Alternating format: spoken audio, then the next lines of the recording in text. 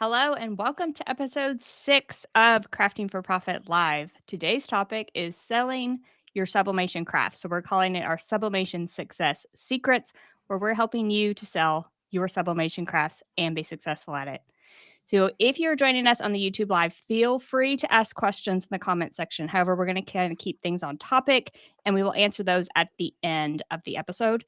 And if you have any off-topic questions, we always have a link in the description below the video or in the podcast notes where you can ask us anything at all. And we do episodes every now and again where we answer all of your burning questions.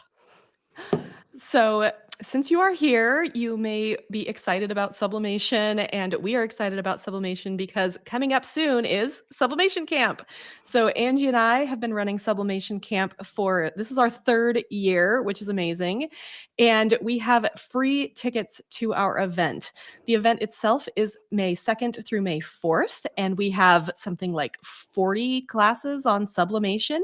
We have added DTF printing, so direct to film printing. So if you're interested in checking that out, we have classes on that as well.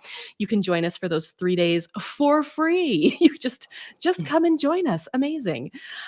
We have a link to get your ticket down in the description below.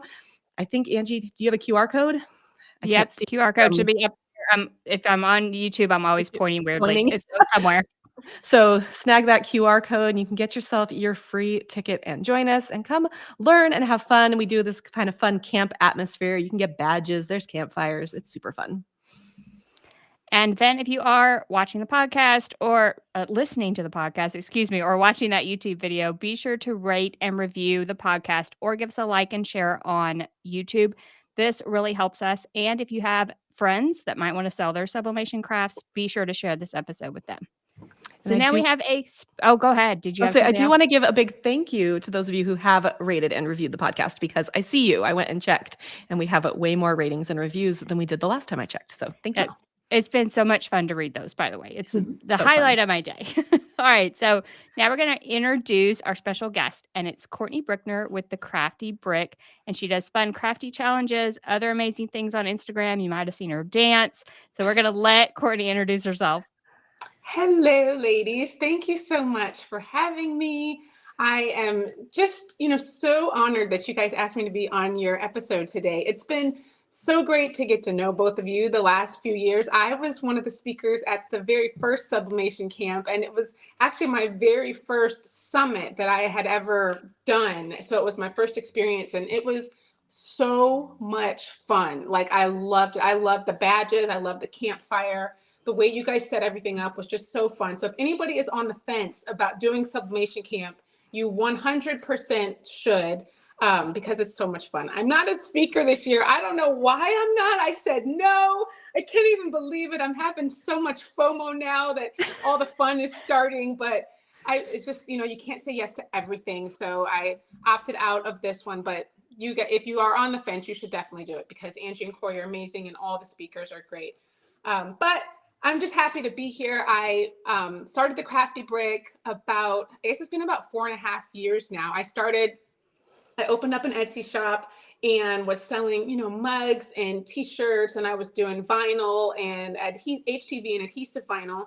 And then Sublimation came out and it was like, whoa, this is amazing. And then I got into that. So I converted a printer and started getting all my things for that. And that's just kind of how my journey started into sublimation. And then I started selling sublimation items because there's so many things you can make using sublimation. So it's one of my favorite projects to do.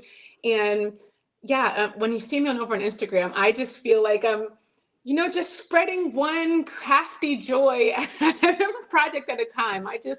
I enjoy dancing. I enjoy having fun with my crafting. And I was trying to figure out a way to kind of bring both those worlds together. And that's what I do. So you see me dancing a lot with tutorials and bringing it all together over at the Crafty Brick. Oh my goodness. I love it so much. I love your channel a lot because one, it shows just how joyful crafting can be and how running a business can be joyful. Because I think sometimes we get kind of like, oh my gosh, I have to make 30 sublimation tumblers. And your brain is just, focusing on the work. But there is a lot of joy in crafting and creating and making. And I think that you just show that off so well. And it's just a joy to watch. Well, thank you. Thank you. There is a lot of joy. I feel like there can be a lot of frustration as well. So I mean, let's not forget about that part. When you're getting into sublimation, it's a very frustrating process, and the amount of blanks that you waste in the beginning, and even sometimes when you're trying out new projects later on and you're pretty good at sublimation, you're still going to waste some blanks, and that can be frustrating. But once you get the hang of it, I feel like there is a lot of joy when you peel that paper back and you see those bright colors on your project. You're just like, oh my gosh, this is all worth it. Like, it's so pretty. I'm almost thinking we all need to add dance breaks to our day. Like that's what we need to learn from Courtney and add a dance break. When you're frustrated, you need a dance break. I agree. I often dance with my boys, not on the internet, but I will dance in the kitchen a lot of times with my boys.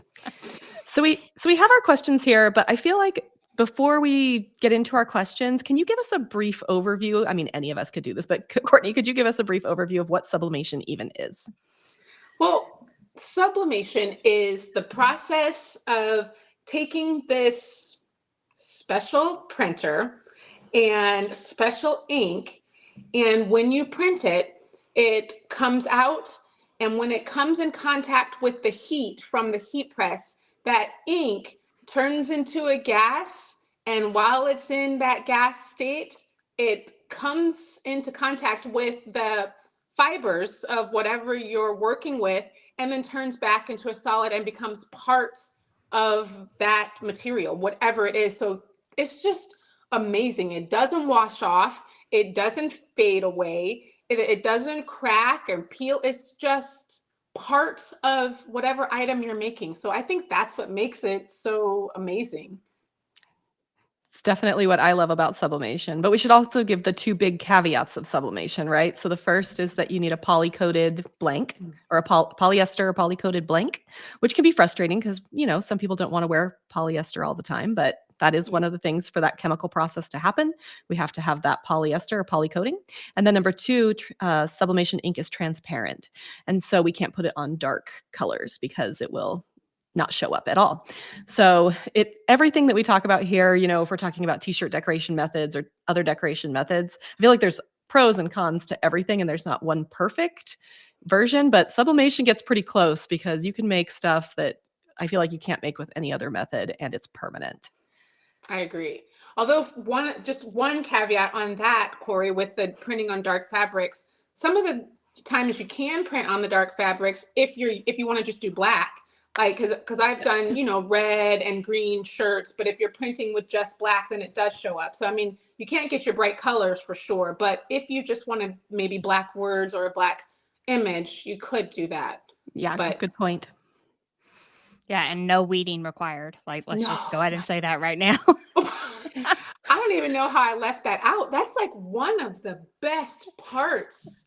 Wow. I mean, so you get fast. started. Most people, when they get started with crafting, they start with vinyl because it's just the easiest way to get into the crafting world. You get your Cricut, you get your vinyl, and you start making stuff. But when you realize that you don't have to weed anymore, that is a game changer.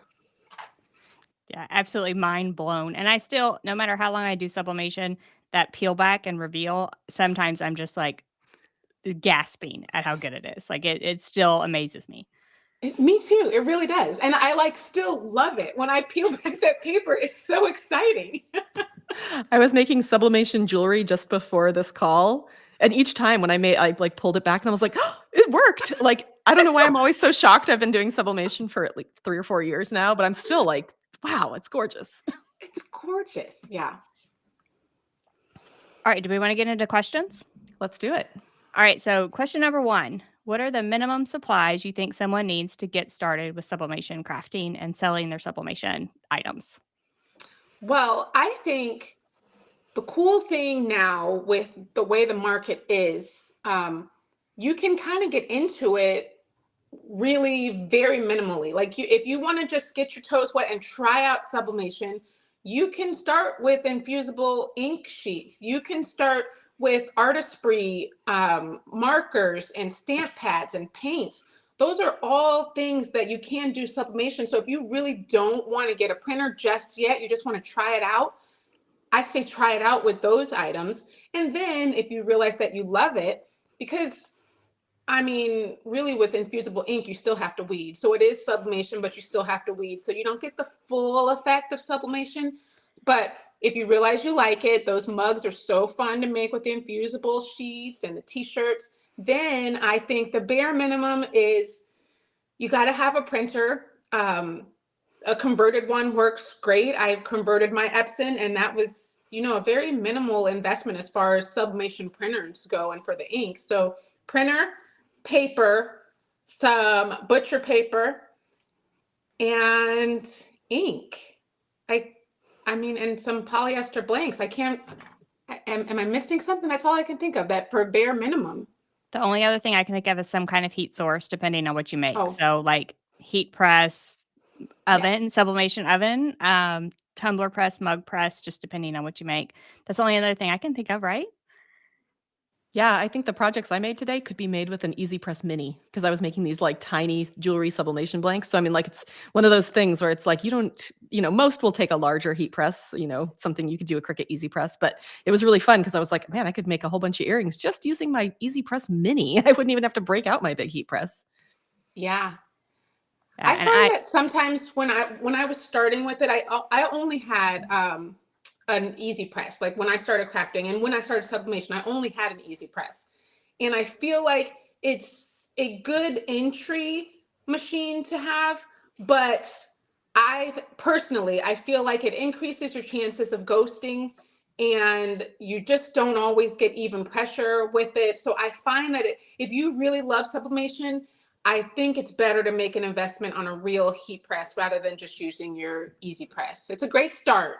You can do it, but I think you're not going to love your results on a consistent basis with an easy press. I completely yeah, I would agree. say, yeah, and especially if you're selling your sublimation stuff, you're gonna have way more luck with a traditional heat press. One that auto opens even better because you can really churn out those things. Yeah, I agree.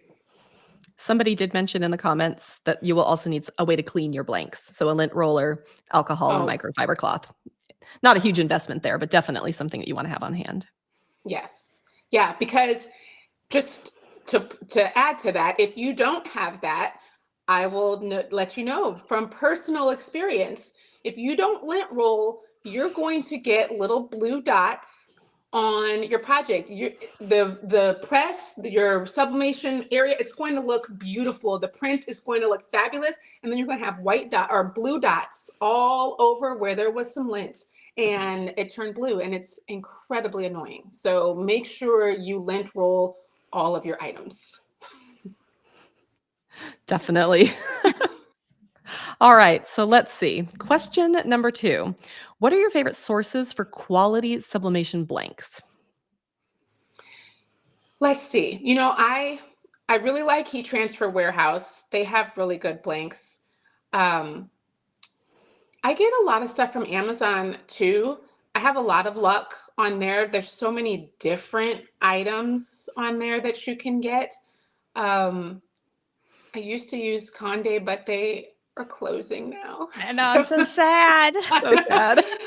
They're closing. They had the best linen tote bags and little drawstring backpacks. And I have to say, I'm really going to miss those. Yes, I've been so sad. I have found a lot of the Condi stuff on Heat Press Nation because I need to source all of those blanks somewhere else, for all my posts. So I found some stuff on Heat Press Nation, but yeah, that's the closest I've come.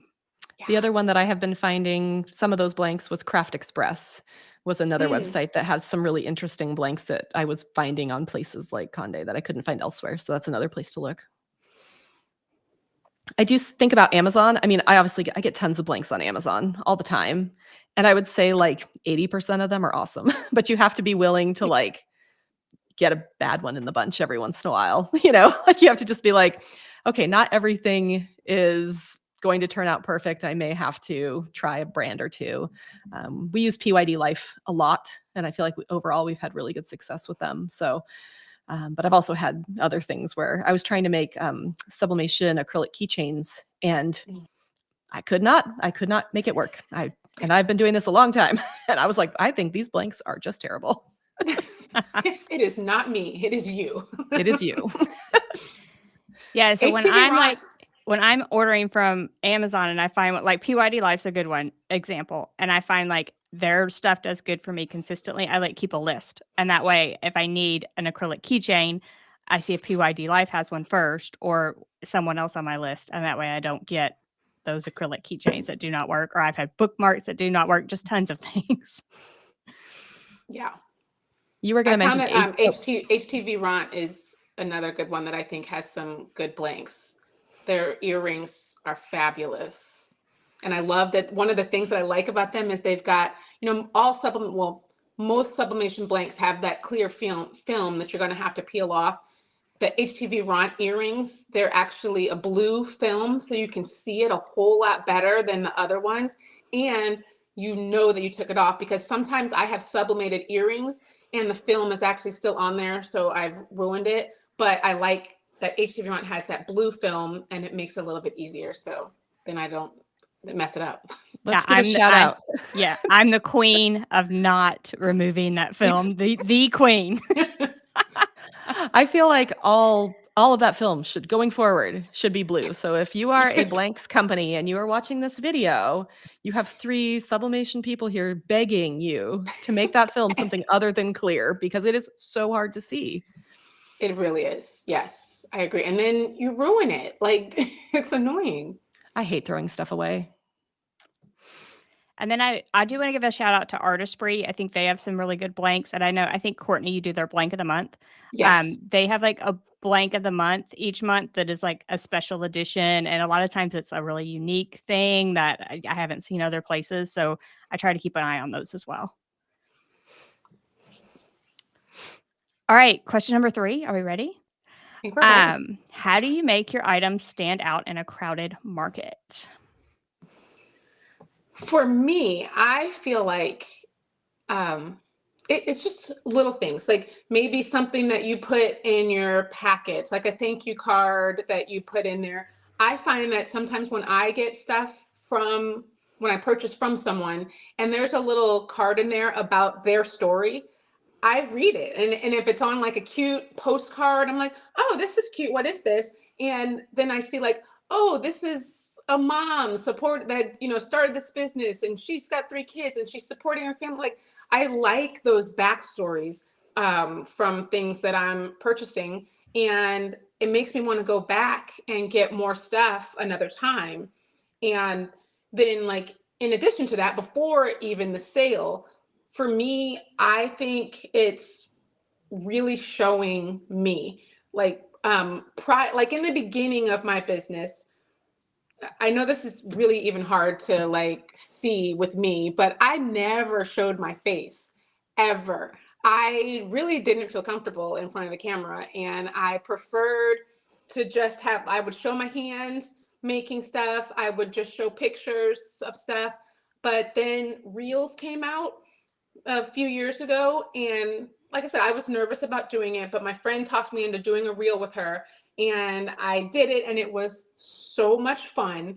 And from that day on, I started posting reels, and I actually got into the videos. And I mean, that's who I am behind the camera. I just was nervous about doing it in front of, not really in front of people, but on camera in front of, for people to see. Like, I can do it at home, but for people to see, it was different. But I feel like it made a difference in my sales, because I think people put a face behind the brand. So you might see a whole bunch of tumblers and everybody's doing sublimation tumblers, but you know that Courtney actually sells this tumbler because she was dancing with it and showing you how she made it in her video. And I think it kind of sticks into your memory a little bit more. So I think just finding some ways that your product can stand out a little bit, even though everybody's doing the same stuff, just to kind of differentiate, I think makes it a little bit different and makes you be able to sell. And I think I've seen you do videos on like make this order with me and or something along those lines. And I like those videos as well. Or like let me pack an order. I've seen people do that. Like pack an order with me. Again, I'm a sucker for a brand story, behind the scenes type of look into what people are making. And those videos like get me every single time just watching someone actually make an order. Yeah, and knowing that somebody is making your order. This is not a huge company with machines that are just cranking out tumblers.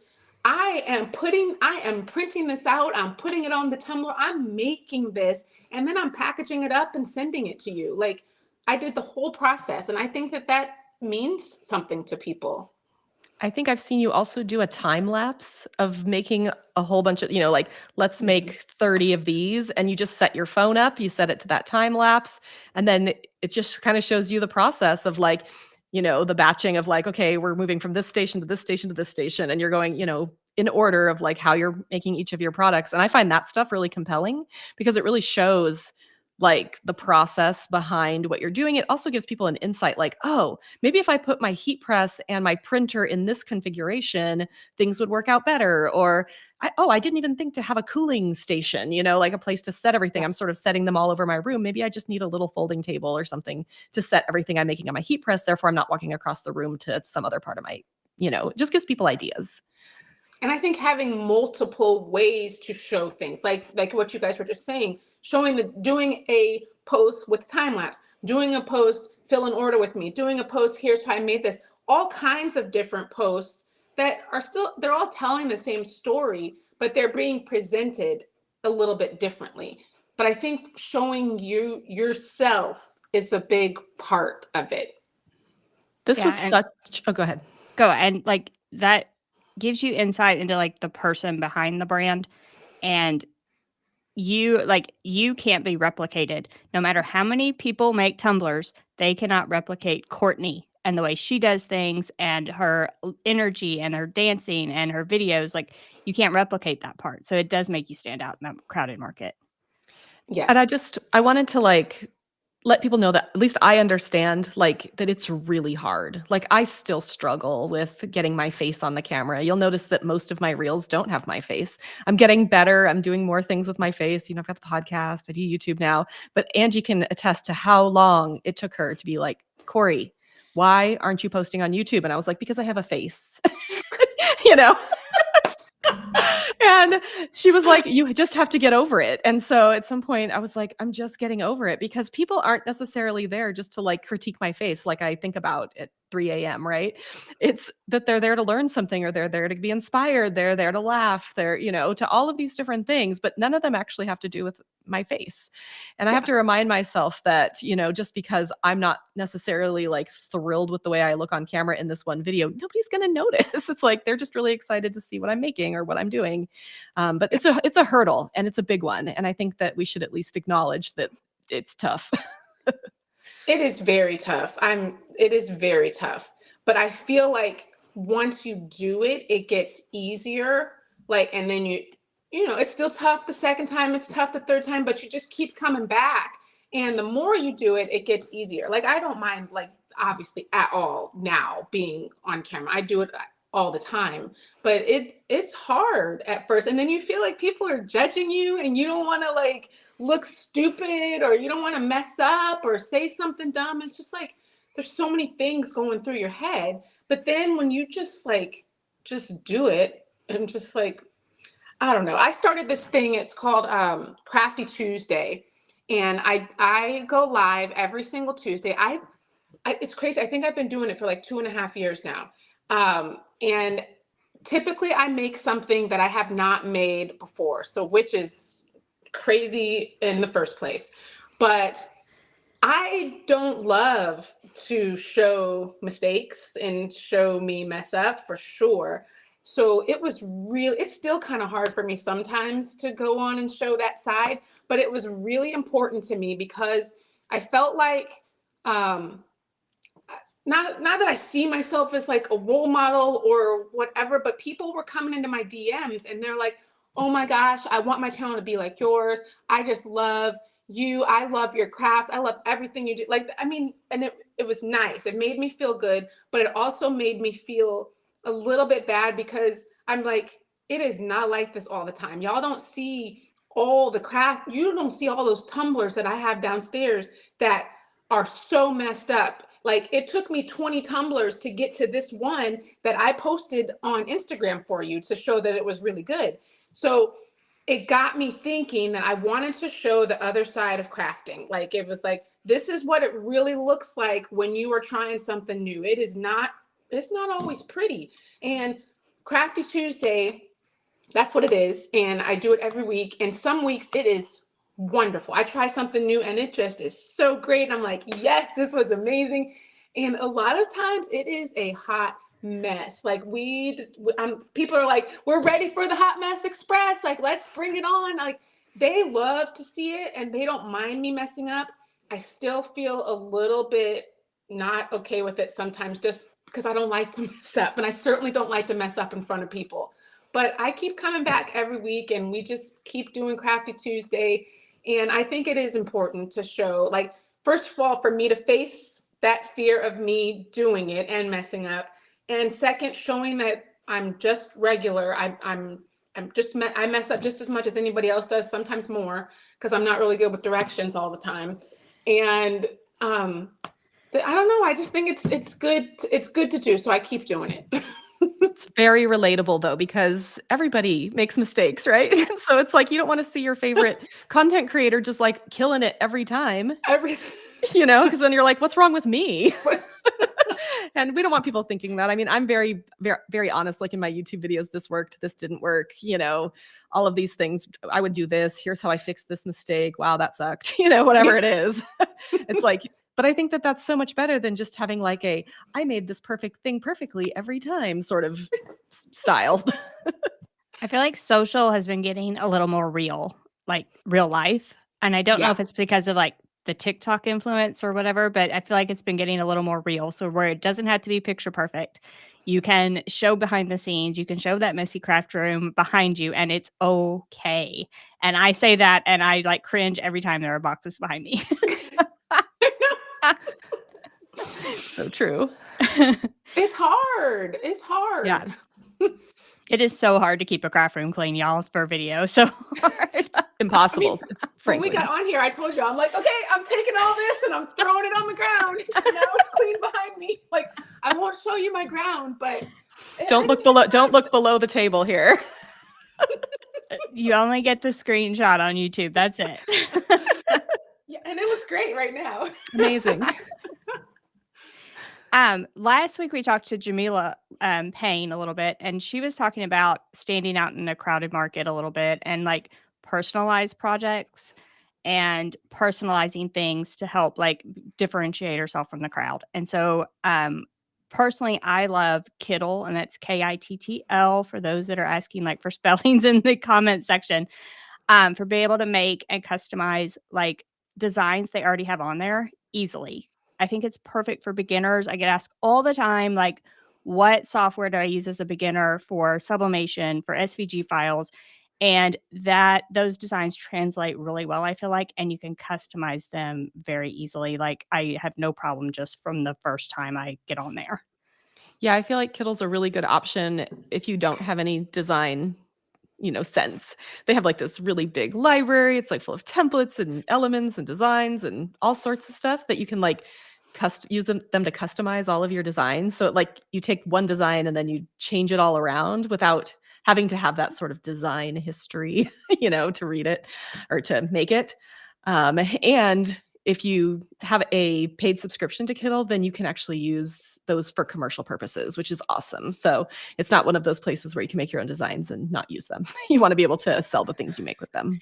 Yes, and we are very passionate about commercial licenses around here. And they do have, so for those of you that are getting into AI, they do have an integrated AI into their editor now, which I was very excited about. Like, I just popped on there the other day and saw this. So you could just kind of tell it what you want to create, choose from the results. It'll create it for you. So it's definitely something to look into if you've ever wanted to like make your own designs or you want to play around with AI. So we do have a coupon code for you, and the coupon code is CFP, and that's for 25% off all plans, both monthly and annual. And the link is, we have a QR code if you're on YouTube. It's in the description below the video or the podcast notes, and it's link.craftingcamps.com/Kittle. That's link.craftingcamps.com/KITTL. Gotta love Kittle. I haven't ever used it. I'm going to have to try it out. Oh, you got to try it out. They have really cool designs, especially they're like designs that are way more than I think. I mean, I design stuff and it's way more than I feel like I could ever design myself. Like it's very cool. Yeah, so what I like about it is I can choose from templates, and then I can pick what I'm making. So you can pick t-shirts, and it sorts them by like, these are cool t-shirt designs. And then you just pick one and you can change the name or the date or whatever, and then it's ready to go. So that's my favorite way to use it. It's just like, I want something quick. I want to put it on a t-shirt, and I can sort it by like designs for t-shirts or whatever you're making. And then I have to mention this. For those that sell their sublimation crafts, you design in Kittle. They have a mock-up button up at the top once you're done with your design. Puts it on a mock-up for you. You choose from the mock-up, download the mock-up, put the mock-up in your store.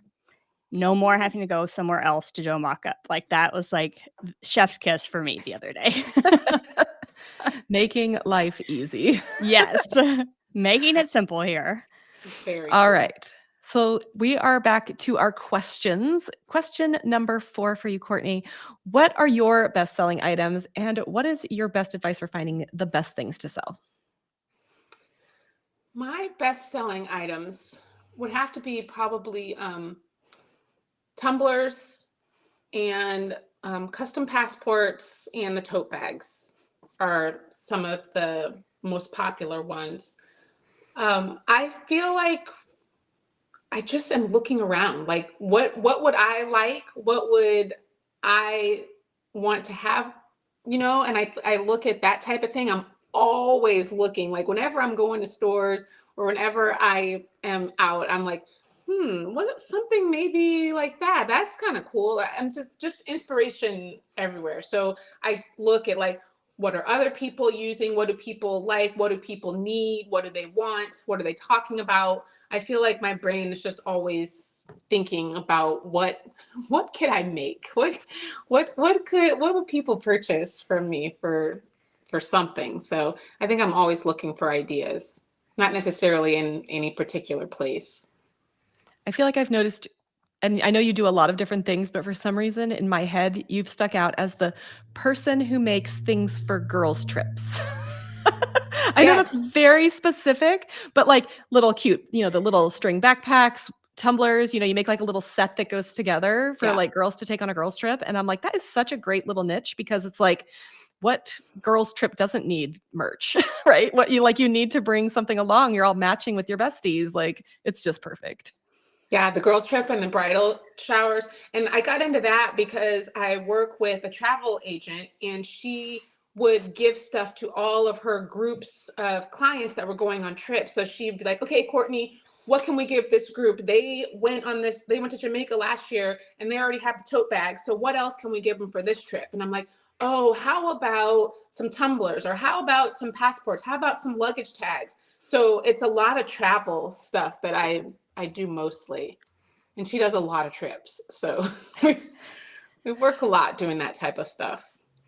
I love that idea. I feel like it's just, I don't know. Now I really want a vacation with both of you, and we need merch. Yes. We have actually done that before. So, we should do that again. We did do it. We did not get custom Courtney Bickner merch at our did little not. retreat, though. It was a bit of a last minute retreat. We can't blame Courtney. It was so amazing though. All right, so I feel like question 5 is just like leading into this. So, what is your best advice for finding customers or building a loyal customer base? And you talked a little bit about that, but any other advice? I think something else that is really important, I think, is responding to emails and responding to messages. Like when people reach out to you with questions, you can't ignore them. Like you're like, and it's bizarre to me when I respond to people and they're like, oh my gosh, I'm so happy that you responded. And I'm like, well, yeah, I'm going to respond. Like, I'm not going to ignore you. Like, I just think that customer service is important. So I think that that's a really big thing. And I'm telling you, I have not used companies before because they lacked in customer service. So you want to leave a good impression with people when they shop with you. So I think that that is really important. Respond to their questions in a timely manner, not like taking a week or so to get back to them. I think that's really important. I hear a lot of people who say things like, oh, I'm not on Instagram that much, so I missed your message. But if you're going to be on Instagram or wherever you are, you need to respond to messages. Like I can say, I'm not on TikTok that much and I don't respond to messages like I should. And sometimes I'm like, oh, I really need to get better about this because I'm not providing a good customer service experience on TikTok. Instagram, fine. Email, fine. Facebook, fine. But definitely, we all have the things that are a little harder for us, right? Yeah, TikTok doesn't like me, so I'm not very good on there either. I feel like it doesn't like me either, so I'm not very good on there. But I will say that the more you grow, the harder that part gets, is the customer service portion of it. And I feel like I waited probably too long to hire that out. So I would encourage people to like maybe consider that because it is very important to keep your customers happy. And doing that by yourself while you're creating and making the things and shipping the things can be so hard. And just the customer service of like, hey, your stuff is shipped, here's the tracking number, following up when they don't get it, doing a shipping claim, all that stuff, and in a timely manner instead of waiting. You do not want a credit card chargeback. You want to follow up with those customers. Credit card chargebacks are the worst. I will say from personal experience, I ordered some vinyl from a company, and I'm not going to name them here, but I ordered some vinyl from a company on April 5th. A week later, it had said it hadn't shipped yet. So I emailed the email address that they had on there, which had a specific first name. It wasn't just info at the name of the company. It was like the person's first name. Hey, just wondering when my order was going to ship. I'd like to be able to use this product. Didn't hear back. Another few days went by and I'm like, hi, any update on this? And because it was still showing in USPS as not being shipped. And I was really close to hitting that credit card, give me my money back button, like because I wasn't getting my product. And then I noticed that it shipped and now it's going to be here on April 30th. So that was 25 days after I ordered. And I can tell you, I'm not going to order from this company again. And that's really disappointing because it's like, there was like, if you have any questions, contact me personally and maybe this person's having a hard time in life, which I understand. Trust me, rough beginning of the year if you've listened to any of these episodes. However, you're still running a business. And so you have to figure out how to manage your customer service no matter what's going on with your life. Even if it's I'm so sorry, I had a family emergency, I will get this out on this date, whatever it is, just communicate, I think is the most important part. Yeah, I think that's huge. That might lead us into question number 6. Any advice for packaging and shipping your sublimation items? And this is my least favorite topic. So, Courtney, any advice for packaging and shipping? Why is it your least favorite topic? I do not like to ship things. It is like my pet peeve to like package and ship things. I absolutely hate it. Oh, well, I don't mind shipping things. I don't, but I do like to have a system. So I will measure stuff. I want to make sure that I have the right size boxes for everything that fits nicely. I make sure that I've got the like bubble packaging wrap, all of that. And I have multiple sizes. I don't like try to ship like little things in a big old box. I have perfect sizes for everything that I ship out. And like my mugs, I just like to make sure that everything is going to arrive not broken or damaged, and it's going to look nice too. Because I know that I could reuse other boxes, but I want it to look nice when it comes to you. So I don't typically reuse like my Amazon box. If I'm sending it to a friend, I will reuse like an Amazon box or something. But if I'm shipping it to a customer, I have multiple sizes of boxes that I will use. And yeah, I try them out. I measure everything and make sure that I know. Actually, I go into detail on my shipping because I want the shipping price to also be already figured out. So when I make a new project, I actually make it and I package it up just as if I'm going to ship it out to somebody in the box that I'm going to ship it in, and I weigh it so I know how much this project costs to send to somebody, and I never have to guess on that because it weighs this much all the time. I always package it exactly the same way. So then I can help calculate my shipping costs based on what I typically do is based on where the furthest away it's going to go from me. I calculate it like that, and then I can see, okay, so how much is this going to be? So that I have a system with my shipping, so it doesn't bother me that much. But I do like to make sure everything is all lined up and good to go. Do you have a shipping partner that you work with, like Pirate Ship or Shippo? I usually use Pirate Ship. And then do you add a Courtney Bickner touch to anything that you ship, stickers or cute fillings or cards or anything like that?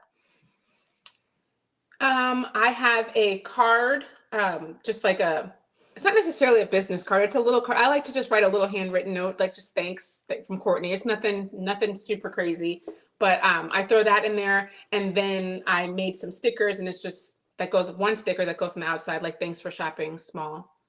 Like, Easy. actually, what does it say? Your pack, my pack. I don't know. It's super cute though. I'm gonna get it because it's so cute. I just love this little sticker. My business baby small, but your order is a big deal. And I really like those. So I put those on the outside of the package.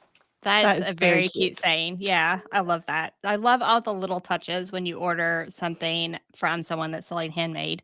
Like just the little touch, like the handwritten note. That's enough. And it gets me to like, oh, she look at this handwritten note. Courtney wrote me a letter. It takes a lot for me to write a handwritten note. So when I get one, I'm like, oh, they took the Oh, time. Yes, me too.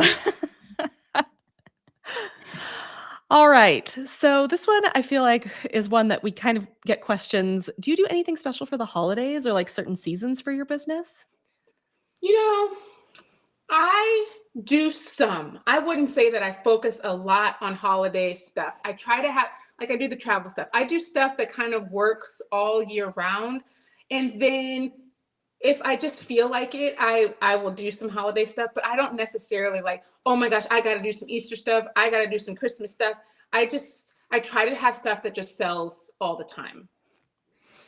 I feel like that's just an easier way to go. I mean, there is a great reason to plan for holiday markets and, holidays, Black Friday and all of these things. But like my business relies mostly on sort of that evergreen stuff, like that just goes all year round because Yeah. it's nice to have that bump at Christmas. And if you are running a handmade business, you'll probably get a bump at Christmas or, the holidays or whatever. However, it's really hard if that's your main thing. And then June rolls around and you're like, I'm dying. Yeah. I guess Father's Day is in June, but yeah, I choose to not really do that. And I feel like it's more stressful just because then you got that big, huge rush of orders at a particular time. Whereas I just prefer to have just, orders throughout the year. And there's also that rush when you're making seasonal, if you're selling online, to make all those things, to take a picture, to do the listings, to get them up in time because you need them up way before the holiday actually hits. So, yeah, it's a lot if you're going to do the seasonal holiday type of thing. Yeah. And the way my planning is set up right now, it is like, I just can barely think of it. I'm thinking of Mother's Day right now, and it's like in a couple weeks. I'm like, I'm a little late.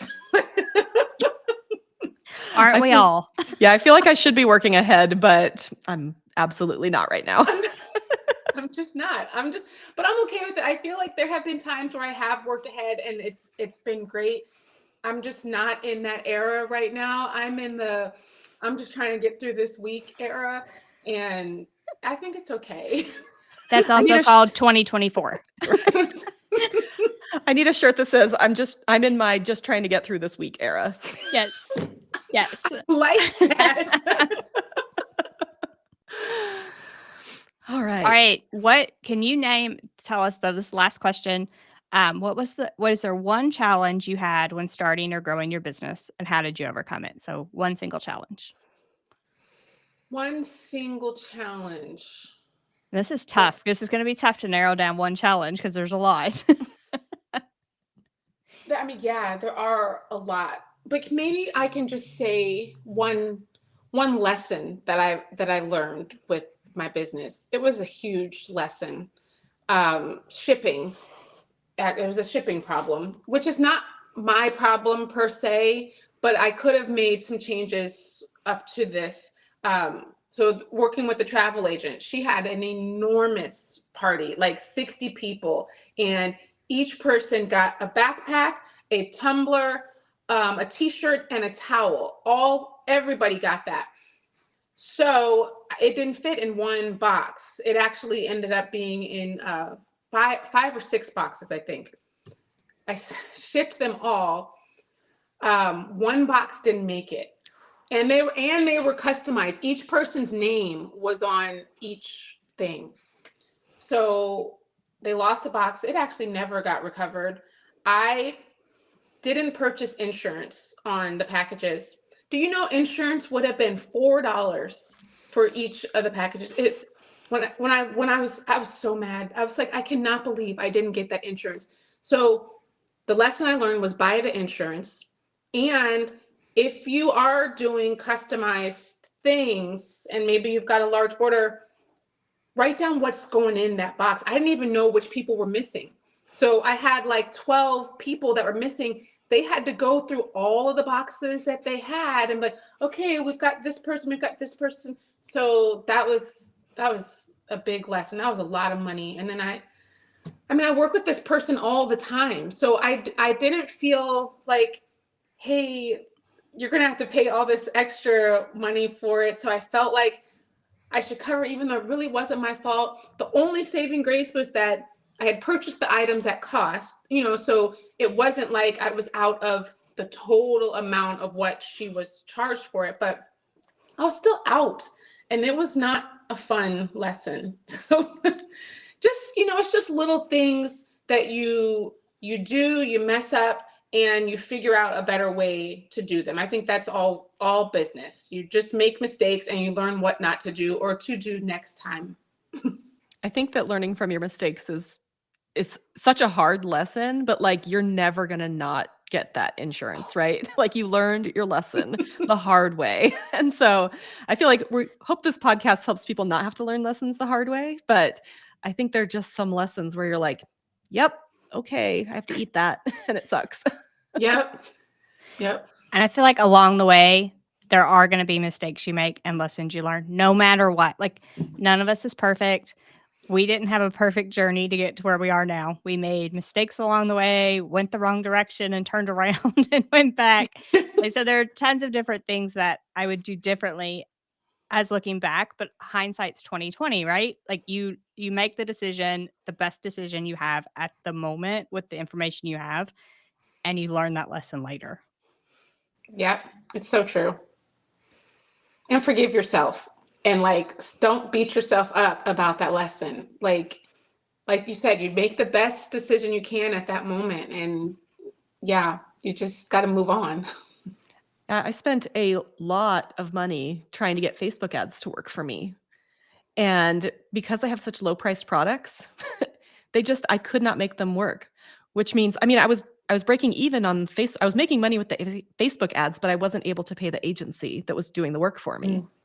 So I ended up losing money, and I beat myself up over it for a really long time. And I had to remind myself, like, this was a business expense. It was trying to make something work. It was trying to grow my business. And yeah, it sucked. It was not fun. And it was a hard lesson to learn, and there were tears, but like, it was a lesson I needed to learn because I've been doing this for so long. I'm like, can I make Facebook ads work for me? I tried on my own. I tried, different things. I was like, maybe an agency can help. And at this point, I'm like, maybe Facebook ads are just not great for me right now. And that's okay. And I just had to learn that lesson. Yeah. And that's okay. Yeah. It's okay. My bank account says it's not okay. I know. It's okay. I'm in that same place with you, Corey. I'm trying to figure out these Facebook ads. They make them sound so easy, but they are not easy. Not They are easy. not. They are not easy people at all. There's so much that goes into that back end of those ads, and it is not easy. It's Yeah. like a full-time job by itself. We could do a whole episode on lessons from Facebook ads. Not even how to run them, just what lessons we've learned and the horrors along the way. Yes, I can contribute to that conversation. Yeah, Facebook ad horror stories. That's what we'll just title it. Okay, do we want to ask for any last minute questions? If you're joining us live on YouTube, ask any last minute questions in the comment section because we're going to take those in just a second. But first, we're going to chat pricing. And Courtney is the queen of coming up with pricing for your small handmade business. I feel like everyone's been asking us about pricing and how do I get the right price? And we're going to let Courtney tell us about her crafty project projector. And I'm going to put up the links. Perfect. So you said I'm the queen of pricing. I was not good at pricing at first. I felt like when I started my business, it was just like friends were asking me, "Oh, can you make me the sweatshirt? How much?" I'm like, "Oh, I don't know, how about 15?" And then I just kind of just pulled a number out of the air. I don't even know where I came up with these numbers. It was just like, "Oh, well, the shirt cost me, 12. The sweatshirt cost me 12, so I'll just charge it." I was not making money. I don't really know what I was doing, but it wasn't working. So my husband, who is a financial professional, was helping me, and he helped me create this spreadsheet, and it's called the Crafty Profit Projector. I love it. Like, I use it all the time. When people ask me for a price now, I never give a price before I input the information. So basically, it's a whole system to help you create the best price for your product. It has a workbook that you use to help you brainstorm, help you fill out what materials go into your product. So there's like a page for each project. You write down all your materials, what the cost of all those materials is. Then you input all that information into a spreadsheet, which has formulas that are locked so you can't mess them up. You put in the price and it just stays there. So your tumbler may be $6. So the tumbler price is always going to stay in your spreadsheet. And then when you want to go make a tumbler, you have a list of everything, all the materials that you would need to make a tumbler. So you just click in, okay, I need one tumbler, I need one piece of sublimation paper, I need one piece of butcher paper, and then it calculates that and it says, okay, the price of this is $6.30 of all these materials. And then you can decide, do you want to include shipping in your price or not? But I have the tools for you to put shipping in there. It also has the fees for, like, if you're using Etsy or Shopify or any of those big name stores, it has the percentages already calculated in there. So you just pull it down from the drop down. I'm selling on Shopify. Oh, so that's going to be $1.40 for me to sell that. And then at the end of everything, it says, okay, well, if you sell it for this price, and you can change that price at the beginning. You want to sell it for $15, it'll say, oh, that's 0%. And you're like, oh, well, that's not a good price. Let me change it. Let me put maybe 25. Oh, now you're making 30% profit margin on that one. So there you go. Like, why don't you start there? And then you're like, oh my gosh, it takes all the guesswork out of pricing your products. So it's the whole system to create so that you can increase your profit margin and you're not losing money doing all this work. We are not fans of people losing money. I assume it also calculates your time in there? It does calculate your time, yes. So yeah, it does everything for you, the whole system. Excellent. So if you guys want to get 10% off, you can use the code Crafting for Profit at link.craftingcamps.com/Courtney, and that will get you to the Crafty Profit Projector. That's yes. like a mouthful. It's a lot of words. Crafty Profit Projector, and you get 10% off. I mean, pricing is one of those things. It's one of the things we see the most questions about, and Courtney's system makes it easy, and we are all about easy. All yes, about easy. I'm not doing math. We should have practiced. I feel like Crafty Profit Projector is a tongue twister. We should have practiced saying it before we went live. Just going to call it the CPP. CPP. CPP. Okay, I am looking for a very specific question that I know I saw. So let me scroll just a second here. This has We had a been lot of so talking fun. in the chat today. What'd you say, Corey? We just had a lot of comments in the chat today. Well, I'll do this one right now. The question is, I sublimated a tumbler with a black background for a friend. She had it for almost a year, but it looks completely faded out. Do you have any idea how this would happen? I wonder, is it just over time, like being in the dishwasher over a period of time with that heat and the detergent? I think that it could possibly wear down like that over time. Yeah, that's what I'm thinking. So I like when you sell your sublimation crafts, I would definitely include like a little care tag type of thing with them. Because yes, they could put that in the dishwasher, but you should do top rack only and no high heat cycles at all. So no like sanitized cycles, no high heat dry, no nothing like that, because that can kind of reactivate that ink and fade it out over time. And then the other thing I'm thinking as well, and I had someone talk about this the other day to me. If they were like taking the tumbler, like, you know, you're at your sink and you clean it and then set it on a windowsill, if the sun is directly hitting it over a long period of time, it could happen as well. So anything that would cause like high heat for a long I would period of time. also say leaving it in the hot car in the summer could be another thing. If you take it with you, you know, it's got your ice drink in it, and then you leave it in the car. I used to live in Northern California. It was 1 billion degrees in the summer. And, you know, if it's in a metal container, that thing's going to get really hot, and it's going to get hot enough to resublimate the ink as well.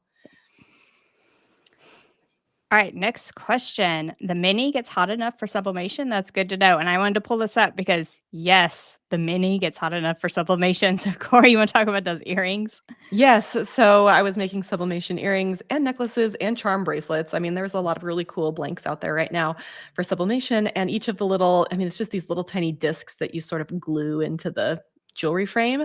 They're small enough to easily fit under that Cricut Easy Press Mini.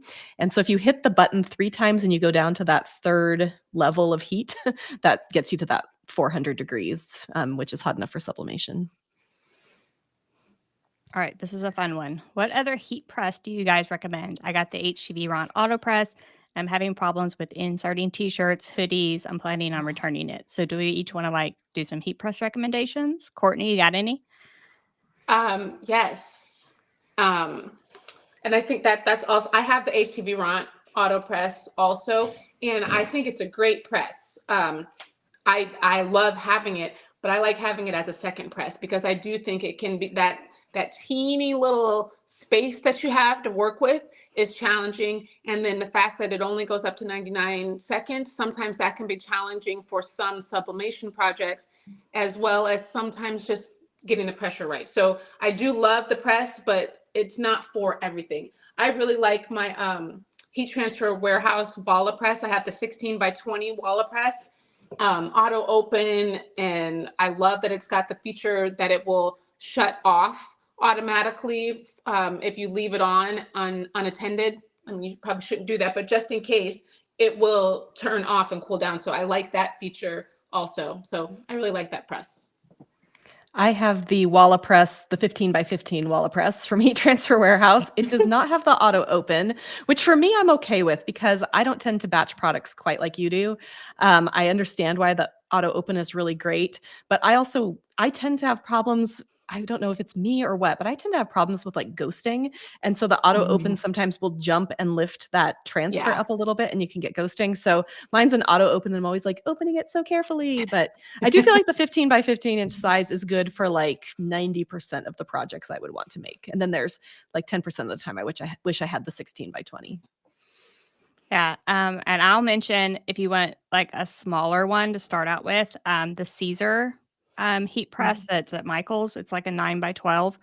Very good heat press. It doesn't have an auto open or anything. So it's just a manual heat press, but it is a very good heat press. I've used that thing a ton. So that's one recommendation if you wanted to start out smaller. And then I wanted to give a recommendation of like, I know it's expensive, but the Cricut Auto Press, if you have any issues with your hands closing a heat press, arthritis, anything like that. A lifesaver, an absolute lifesaver for that type of thing. So I always recommend that to people if you do have issues with your hands or anything, that it's been a lifesaver for me. All right, and now we can talk printers. How about the Sawgrass sublimation printer? Anyone have experience? I know ink is expensive. So do we want to talk about like printers a few minutes? Sure.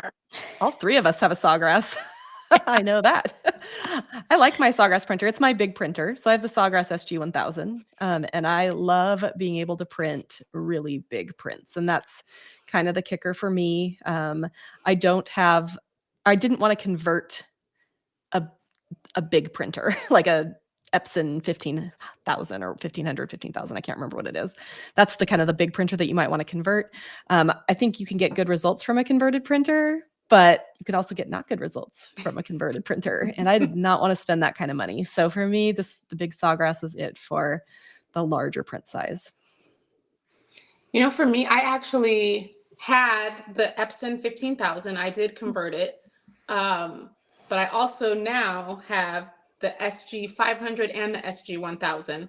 That Epson was incredibly slow. So if you are selling stuff, you do not want that printer. I'm telling you, it did print very well. It was a great printer, and the ink definitely is way less expensive.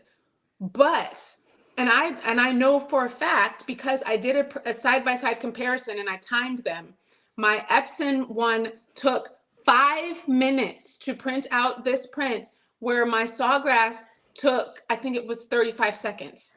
It was a huge difference. So if you got to print a bunch of stuff, who's got 5 minutes to sit around for each page? Nobody. So I find that the ink does last a really long time with the Sawgrass. So it is expensive, but you do not have to buy it that often, and it's good. So And then I'll give a shout out to the Brother sublimation printer. I think like I have all the sublimation printers, but I will say the Brother, newer to the market. It is a smaller print size. However, it is less expensive and the ink is less expensive. Plus it has like the cartridges, so it's easy setup, similar to the Sawgrass, and the ink is way less expensive. So I've been having good luck with that one. So if you're, I feel like there's a range of printers. So the converted Epson EcoTank is the lowest range, and that might come with some headache for colors, printing time. I also have troubles with that, like Courtney was saying, and maintenance, clogs, just tons of issues with that on that lower price range. In the middle, the Epson F170, but again, those clog and stuff issues. Brother sublimation printer sort of in the middle, and then Sawgrass would be a higher end printer. So there are a range of options depending on where you are with your business. But yeah, the Epson's definitely, I tend to like, if you're going to do a sublimation business, it might be okay to start with the Epson, but you're going to want to upgrade quickly. Yeah. But wait, do either of you have the Epson sublimation printers? Yeah, I do. It's the Epson F170. It's still slow? Yes. So I would say speed wise, both of my Epsons are the slowest. The converted one's probably a little slower than the F170. Then the Brother is next, and the Sawgrass is the fastest. Okay. So yeah, I would still say that both Epsons are slow. All right, this one, I'm picking this one just for Corey. Do any of you have animals, and no matter what you do, their hair seems to get everywhere and they're on everything, even though they're not allowed in the craft area? Do you have any of those issues? Oh, do I have this issue? Yes, I do. So I have a Bernese mountain dog, and his fur is everywhere. My crafting space is not connected to my house. He does not come in here, and yet his hair is everywhere. So throughout my craft room, I have like 6 lint rollers. That's the first thing. I just have lint rollers everywhere. So I'm constantly cleaning off the backgrounds that I'm using, the blanks that I'm using. I also really learned how to use the cloning tool in Adobe Lightroom. When I'm editing my photos, I clone out a lot of dog hair in my photos. So I feel like there's just at some point you can't get around it. You just need to be really vigilant. I mean, I'm constantly making sure I'm cleaning my blanks because that dog hair will sublimate and you'll get blue squiggly lines on your projects. But I don't think there's really a way to prevent it other than maybe making your craft space into like one of those crazy things where like they make microprocessors or something in the clean room, right? Where you have to walk through and wear like a special suit. But I mean, it really is. It's a problem. I understand. I have dog hair everywhere. If I was selling a lot of things to the general public, I think I would probably have to put that I live in a dog, a dog house. Because I think if somebody was pretty allergic to dogs, no matter what I make in here, maybe not with hard blanks quite as much, but with tote bags or anything like that, I'd be like, my mom makes purses and she makes them out of recycled materials, a lot of times jeans. So she'll go to Goodwill or whatever and buy jeans and make purses out of them. And she and I are both very allergic to cats. And she was sewing with a pair of jeans one time. And by the end of sewing this purse, her eyes were swollen and she had that deep, scratchy voice. And she knew like that they had had a cat in the home and she could totally tell just from this pair of jeans, even though it had been washed a couple times. So I do feel like, if it's really important or you think you might have a problem with pet hair, it might be good to, tell people that. That's a good tip. All right. What's the best for tumblers? Toaster oven or press? Well, I'm just gonna say that I just got an oven like maybe 5 weeks ago. I've only had a tumbler press, but boy, oh boy, can I do more tumblers in an oven than I can with a press. Like initially I was like, oh, 7 minutes is kind of a long time to wait for a tumbler. But when you're talking about 7 minutes and you can get 7 tumblers, I'm like, oh, what have I been doing with my life? Like, I think if you're going to be making multiple tumblers at a time, then I think the oven. But if you're just wanting to make a tumbler, then I think the tumbler press would suffice. I don't know. I feel like they both have benefits and drawbacks. I don't know. Like, so I will say for the toaster oven or sublimation oven, I do add the shrink wrap around the outside. So it's extra step, extra product that you would have to use, extra things you would have to account for. But in the oven, I can do all kinds of different tumblers and blanks.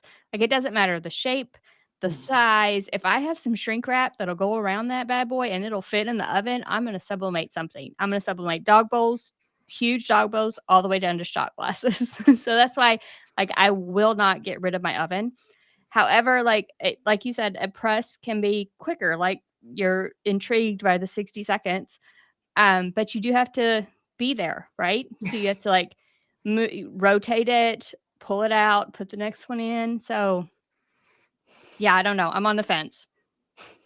For some reason, I don't even know why. Maybe because I knew we were talking today, but random thoughts by Courtney. I woke up this morning and thought, if I had to choose, this is so crazy. If I had to choose between what I would get for if I had to have like equipment, it would be like between a press, a tumbler, and a mug, or a mug press and a sublimation oven. I woke up this morning and thought I would want a press and an oven.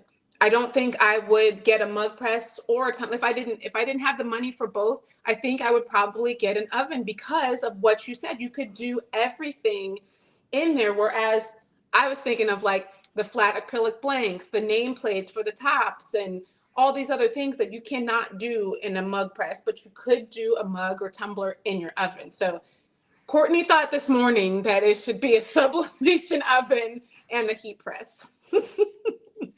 I think if I only had two to choose, I'd get a flat press and a oven. Even though I find, working with an oven just is a little fussy, right? Because you got to do the shrink wrap and you got to peel the shrink wrap. And, there is just a little bit more to it. I do feel like overall, it's just way more like of a versatile machine. Okay, I'm pulling this question up for me. Have you found any blanks for planters?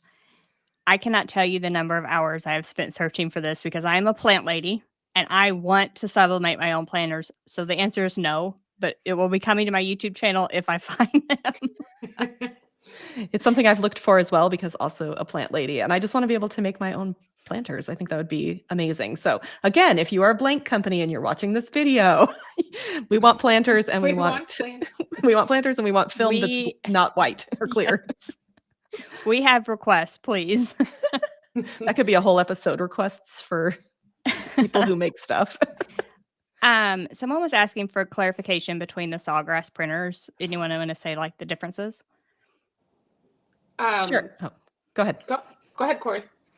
So there's two. There's the Sawgrass. Well, there's two older ones, but I'm going to go with just the two that are on the market now. The Sawgrass SG500 prints 8.5 by 14, just standard size. I mean, 8.5 by 11, yes, but then the tray extends a little bit, I think, to print that larger size. You can do 8.5 by 14, and you can also add that bypass tray to the back so you could print long, but only 8.5 wide.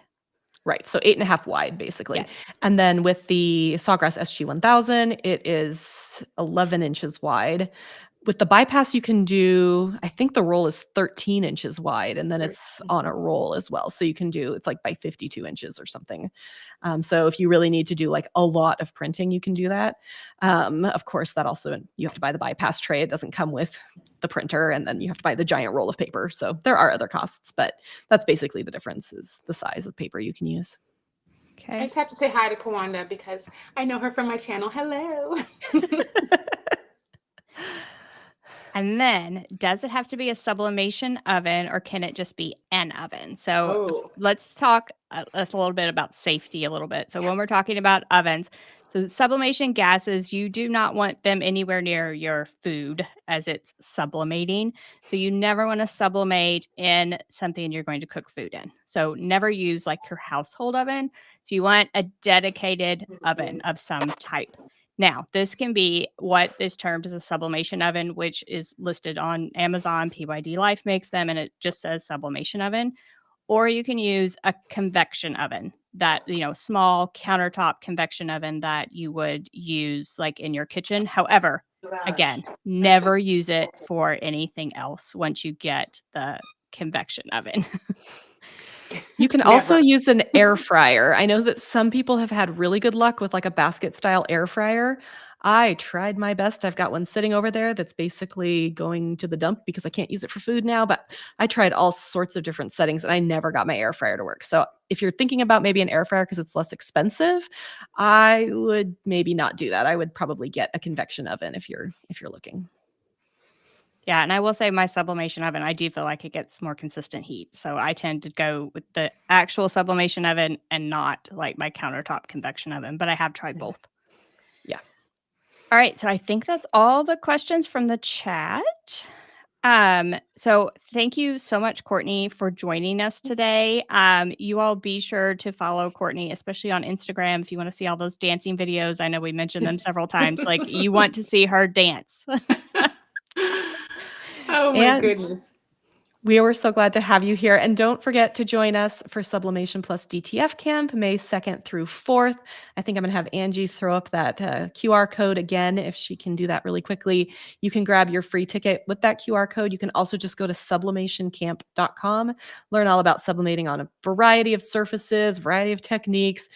We have like some really interesting things this year. We've got shoelaces and faux leather, graduation stoles. There's we've got some really interesting blanks this year, which I'm really excited about.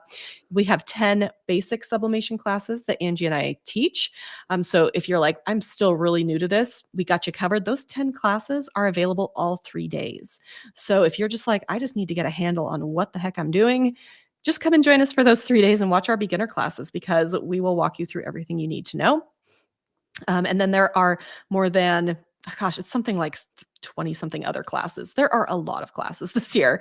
And it's for all, we have them divided up by beginner and intermediate. So you will know, hey, I've actually been doing this for a while. What's something new I can do? So super exciting. But we just want you to come join us. We have such a good time, and we love camp. And we do have the code and the link for Courtney's Crafty Project Projector, and that is in the description below the YouTube video or in the podcast notes. And then don't miss our next episode on SEO secrets. If you sell online, you do not want to miss it. We're going to have Holly Homer on, and that's going to be on YouTube on May 9th and on the podcast on May 13th. If you want reminders about this. You're like, I can't write this down fast enough. Sign up for our newsletter to get those reminders. Again, in the podcast notes or the YouTube description, sign up for the newsletter. We will send you those reminders for our lives as well as podcast episodes. All right. And we want to give you one last reminder to share this episode with anybody you think would enjoy it or may need it.